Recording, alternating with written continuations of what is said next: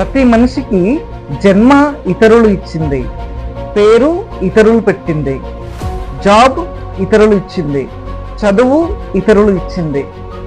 చివరికి చనిపోతే మనల్ని మోసే ఆ నలుగురు కూడా ఇతరులే. చితి పేర్చేది ఇతరులే, చివరికి చితికి నిప్పు పెట్టేది కూడా ఇతరులే. ప్రతిదీ ఇతరులు చేసింది, మరి మనం చేసేదేంటి?